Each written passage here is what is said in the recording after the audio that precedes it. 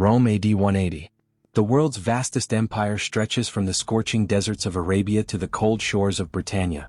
Never before had the legions guarded such an immense territory, never before had the eternal city seemed so powerful. And yet, at the very moment Rome touched the sky, the seed of its ruin was already growing within. On the Danube frontier, Emperor Marcus Aurelius, the last of the so-called 5 good emperors, breathes his last. With him dies not just a man, but an entire era of stability. In his place stands his son, Lucius Aurelius Commodus, barely 19 years old. Rome expects continuity, a prince who will carry on the philosopher's wisdom. What it receives is something very different, a ruler dominated by whim, violence, and megalomania. Within the walls of the imperial palace, someone watches with growing fear. It is Lucilla, daughter of Marcus Aurelius, 11 years older than her brother, who had shared the throne as the wife of the late Emperor Lucius Verus. She knows better than anyone how to read the signs of power. Behind the new Caesar's smile beats a troubling heart. And Rome is about to discover it. This is not only the story of an emperor who brought Rome to the brink of collapse, but also of a woman who, trapped by his abuses and humiliations, decided to challenge him from within. A tale of power, betrayal, and revenge, documented by chroniclers such as Cassius Dio and Herodian, showing how far an empire can descend when absolute power falls into the wrong hands. The death of Marcus Aurelius in Vindobona on the frozen Danube frontier was not an isolated event. It marked the end of a tradition. For nearly a century the throne had passed through wise and prudent hands: Nerva, Trajan, Hadrian, Antoninus Pius, and Marcus Aurelius, rulers remembered as the 5 good emperors. Rome had enjoyed stability, expansion, and relative prosperity. Succession had been carefully planned, based on merit rather than blood. But Commodus broke that chain. He was the first emperor born in the palace, raised amidst luxuries no predecessor had known. His father associated him with power as a teenager, hoping he would learn discipline. Instead, he developed an obsessive passion for spectacle: gladiators, hunts, combats that turned violence into entertainment. At 19, Commodus was tall, athletic, and possessed a magnetism that captivated the masses. To the people, he was a vigorous youth promising to leave behind the fatigue of endless wars. To those who knew him closely, he was a fickle prince, unpredictable in character, with cruel tendencies. In contrast stood Lucilla, his elder sister. She had been empress consort when she married Lucius Verus, Marcus Aurelius's colleague in power.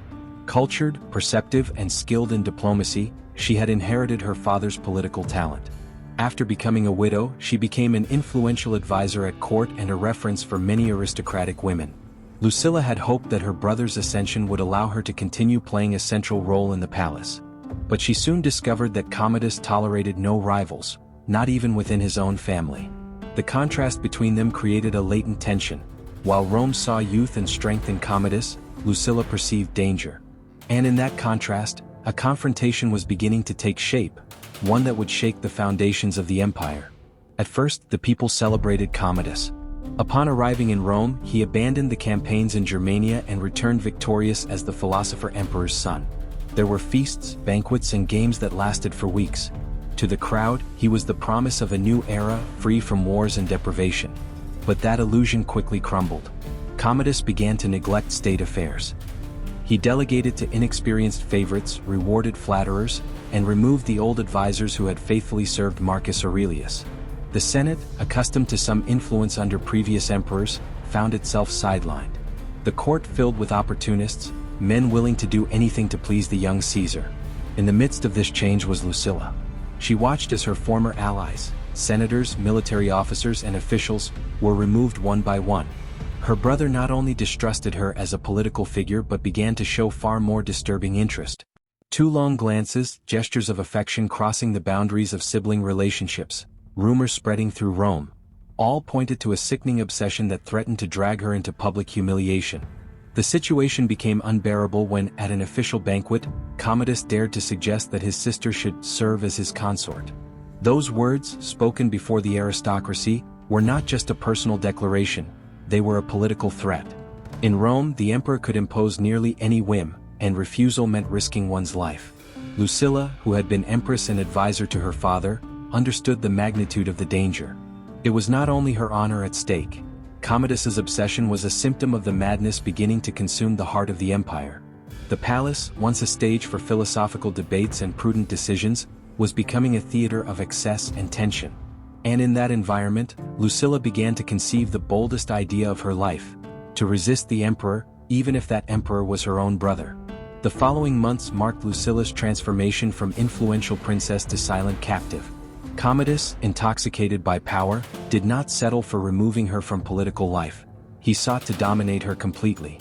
First came isolation. The senators who had shared dinners and debates with her stopped visiting, fearful of imperial wrath. The generals who had served Marcus Aurelius dared not greet her in public. The circle of courtiers around her shrank until it consisted only of female slaves and guards whose loyalty in reality was to Commodus. Then came public humiliation. At official ceremonies, the young emperor began appearing beside her not as a brother, but as if she were his consort. His gestures of intimacy, a hand lingering too long over hers, a whispered comment with a possessive tone, did not go unnoticed. In Rome, where rumors traveled faster than the legions, whispers soon spread that the Caesar had crossed an unthinkable line.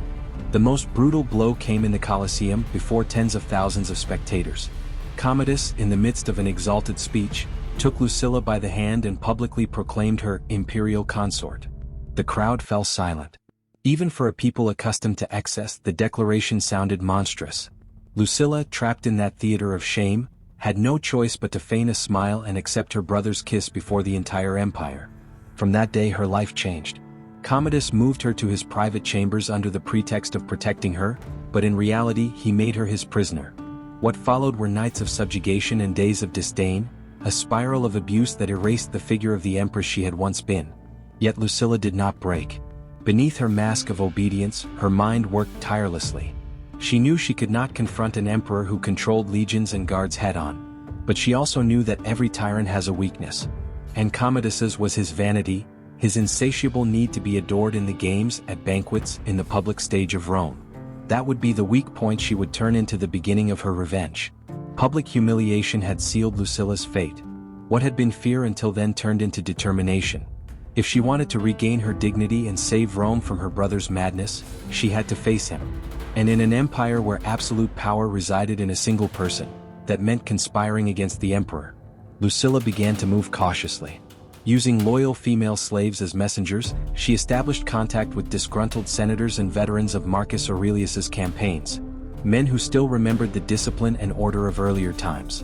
Gradually, she wove a network of allies who shared the same fear, that Commodus's corruption and extravagance would destroy everything Rome had built.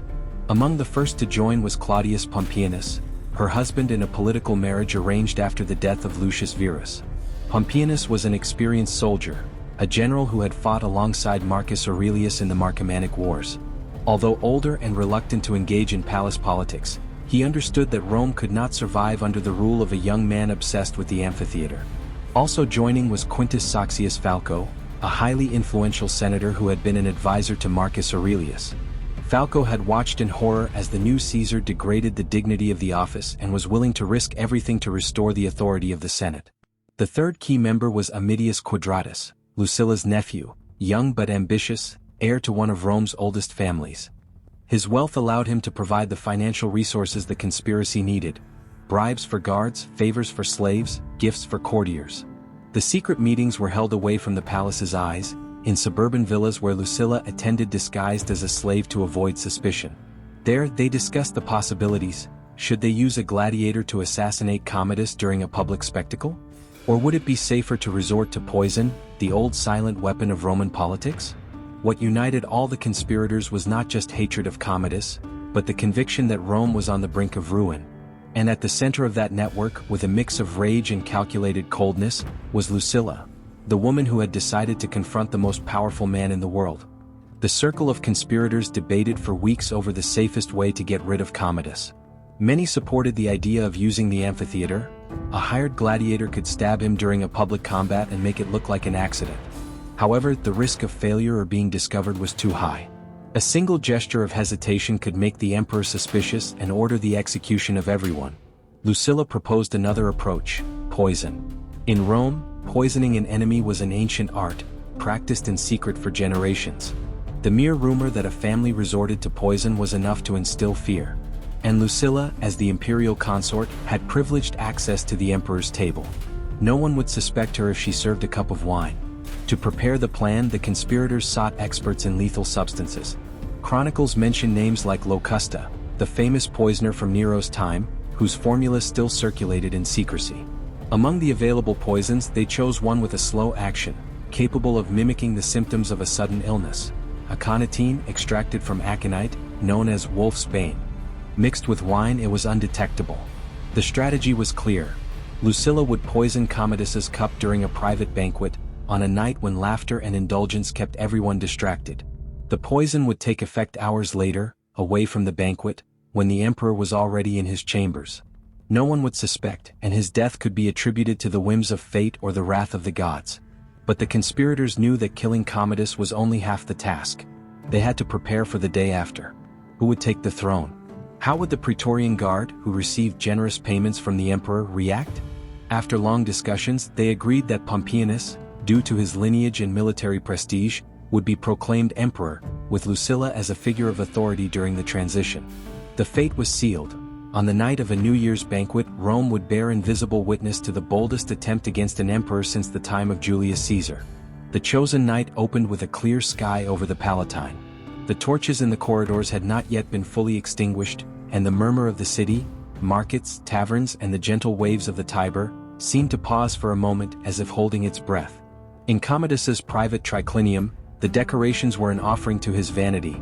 Tapestries from the east, relics of invented battles, porcelain dishes that gleamed in the candlelight. It was not a public banquet, only a few dozen carefully selected guests, those who did not ask questions. Lucilla arrived with the composure of someone who knows that a single wrong word could ruin centuries of strategy. She wore a sober tunic, without ostentatious jewelry, as if her modesty were proof of fraternal devotion. Beneath the fabric, near her bosom, the small vial with aconitine rested wrapped in a cloth. Her hands, trained in etiquette and deception, showed no tremor. The guests took their couches. Commodus entered triumphantly, dressed in the image he liked most, the classical hero and the gladiator at once. His presence filled the room. His laughter, a tone that usually froze those around him, sounded that night like a challenge. He greeted each one with kisses and pats, demonstrating the confidence of someone who believes himself untouchable. He reclined and called Lucilla to serve him his favorite Falernian wine. The rhythm of the banquet was as always: music, reciters, a variety of dishes mixing excess and exoticism. Slaves circulated with trays, cupbearers poured wine into golden cups, and laughter muffled any uncomfortable observation. In that setting, the most decisive action of the conspiracy seemed a minimal note, a habitual gesture. Lucilla approached with the jug and cup. She poured the wine solemnly, greeted with a bow, and placed the cup in the emperor's hand. Commodus's eyes fixed on her for a moment. To someone unfamiliar with the palace, it would look like a gesture of fraternal affection. No one noticed the translucent substance mixing with the drink. No one felt the chill of the small vial she had quietly slipped into the jug. The first hours after the toast were a test of nerves. Commodus drank, joked, and boasted about his own battle stories. Lucilla feigned a smile, enjoying the theatricality of the moment while restraining the dizzying vertigo within. The conspirators, scattered among the guests with stone faces, exchanged measured glances, waiting, hoping, aware that a single slip could trigger catastrophe. Aconitine, however, was neither an immediate nor a clean death. Its usefulness to the plan lay in its discretion. The effects manifested gradually and at first could be mistaken for mere discomfort. Past midnight, Commodus began to complain of tingling in his limbs, followed by mild nausea. A cold sweat beaded his forehead. The physicians, summoned by the alarmed slaves, arrived with ointments and poultices. The remedies seemed ineffective. The medical efforts were little more than a performance to buy time. Lucilla watched every physical change in her brother as if it were a lesson drawn from the long humiliation he had endured. In her mind alternated feigned compassion and desired justice. When Commodus, increasingly weak, clutched the table and asked for water, some of those present began to pale. A priest murmured a prayer, a centurion grunted, and the doctors checked his pulse. The scene, initially confined to a closed room, began to spread as rumor. By 2 a.m, the severity was undeniable. The aconitine had progressed. Commodus's voice cracked, his breathing grew noisy. He tried to rise and collapsed, powerless. The slaves rushed to assist him. Lucilla stayed nearby, helping him lean, sustaining the illusion of fraternal care. Deep inside, she knew this moment was the boundary between revenge and ruin.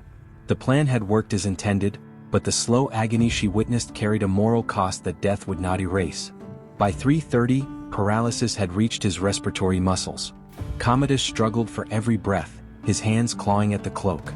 Heart-wrenching screams escaped his throat as he tried to comprehend the betrayal unfolding around him. With sharp clarity, he looked at Lucilla. His eyes searched for a trace of mercy in what had once been his sister. She, wearing the mask of grief, inclined her head and offered words of comfort she never believed. The final minutes were spectacular in their brutality. Conscious and helpless, Commodus implored the gods, his parents, any memory that might return his lost security. The room filled with histrionic sobs and confused commands. The physicians shouted futile formulas. Finally, at first light, the emperor drew his last breath. His body went still, and upon his face, for any observer, appeared a mixture of fear and remorse. The immediate reaction was a fierce mixture of relief and caution. The conspirators feigned surprise and sorrow. Lucilla remained beside the corpse, her face an impeccable statue of mourning. But as the news spread through the palace and the city, rumors of a sudden death already circulating, the Praetorian Guard and the senators began to palpitate with the concern of those who witnessed power falter. That night, the city neither celebrated nor mourned normally, it prepared for a great void of authority. In the immediate aftermath, questions began to form like crows. Accident, illness, murder? The physicians debated the signs. Some, in fear, spoke of unusual symptoms suggesting poisoning. The possibility could not be ignored. And although Lucilla and her allies had sought to make the death appear the work of the gods or fate, history began to weave other threads. The banquet was over. The blow had been struck with the studied precision of one who had endured too much. But the hand that gripped the vial could not fully calculate the chain of consequences it would unleash. The conspirators' ambition, the guards' fury, the Senate's uncertainty, and the shadow of chaos soon to envelop the empire. Commodus's blood had fallen on the palace, and its echo would resonate for years in the power struggles to come. The death of Commodus at dawn on January 1, 193 CE, did not bring the calm Lucilla and her allies had imagined. On the contrary, it suddenly opened an abyss at the heart of the empire. The Senate, convened urgently, faced a dilemma. Rome was without an emperor, and the conspirators needed to fill the void quickly. The initial proposal was clear. Claudius Pompeianus, a veteran general and Lucilla's husband, should assume the throne. He had the legitimacy of lineage and the military experience necessary to stabilize the empire. But Pompeianus, aware of the danger of accepting power under the scrutiny of the Praetorian Guard, refused. Age, intrigue, and prudence made him step aside. In that vacuum, another candidate emerged. Pertinax, a respected senator, an older man of austere reputation. The Senate proclaimed him emperor almost immediately, hoping his moral authority would calm tensions. Pertinax, however, inherited a poisoned throne. The Praetorian Guard, accustomed to Commodus's generous gifts, distrusted the new Caesar and felt sidelined in the decision. Meanwhile, in the streets of Rome, the people received the news with a mix of confusion and relief. For many, the emperor's sudden death was divine punishment. For others, the memory of Commodus's games and spectacles inspired genuine mourning. The city was divided between silence and rumor. Lucilla, the hidden engine of the plot, soon realized that her victory was more fragile than she had imagined. Pertinax, grateful for the support of certain senators, showed no intention of granting her political power. On the contrary, he knew that Lucilla, due to her proximity to Commodus and her imperial prestige, was a risk. The Senate tolerated her as a widow and princess, but the new administration preferred to keep her in the background. The conspirators began to drift apart. Some sought discretion, others tried to curry favor with the new emperor. Meanwhile, the Praetorian Guard became an unpredictable factor, an army within the capital itself, ready to sell its loyalty to the highest bidder. The assassination of Commodus had not been the end of a tyrant, it had been the spark of a storm. Rome awoke not to peace but to a new period of uncertainty. And for Lucilla, the price of revenge was about to reveal itself in its full magnitude. The death of Commodus, secretly celebrated by senators and courtiers weary of his tyranny, did not mean Lucilla's liberation. She soon understood that her role in the plot had not disappeared with her brother's last breath. On the contrary, her shadow projected itself more forcefully than ever. At first, Lucilla remained silent. She appeared at the official funerals with a carefully composed face, displaying the dignity of a Roman princess. But inside, the memories of that night tormented her. Commodus's agony, his final pleas, the poison slowly consuming him, replayed in her dreams like an unrelenting echo. Vengeance had been achieved, but the price was a wound in her soul that would never heal. Soon rumors began to circulate. Some imperial physicians whispered that Commodus's symptoms did not correspond to a natural illness. Other slaves, who had served at the banquet, spoke in secret of a strange wine, of a suspicious gesture by Lucilla. Though there was no proof, the whispering grew like an invisible poison through the corridors of power. Emperor Pertinax, who desired legitimacy and stability, could not ignore these rumors. To him, Lucilla was an uncomfortable symbol. Sister of the dead emperor, widow of a Caesar, a key figure in palace intrigues. Her mere presence evoked the idea that Rome could once again descend into family conspiracies. Pertinax decided to isolate her. She was no longer allowed to influence the Senate or participate in ceremonies as before. Gradually, her circle of friends shrank. Some senators avoided her, fearing association. Lucilla, who had spent her life surrounded by power, felt for the first time the weight of isolation. In her villas, removed from the political centers, she reflected on what had happened. She had destroyed the man who had humiliated her, but in the process she had also destroyed her place in imperial Rome. Her name became suspect, her prestige withered, and her future was marked by distrust from which she would never be free. Vengeance had restored a measure of justice, but it also condemned Lucilla to a moral exile. The price she paid was loneliness, a loneliness even crueler than the captivity her brother had imposed on her. Commodus's death did not bring peace to the empire, but a whirlwind of uncertainty. Rome, accustomed to complicated transitions of power, faced a dangerous void. Pertinax, hastily appointed by the Senate, tried to restore discipline and return the order lost during the years of imperial excess. Yet his government began to falter almost immediately. Rumors about the true cause of Commodus's death did not disappear. On the contrary, they grew like embers in taverns, markets, and Senate corridors. People spoke of a cursed banquet, of poisoned wine, of a female hand that had executed the vengeance no one else dared to carry out. Many secretly pointed to Lucilla, though few dared to do so publicly.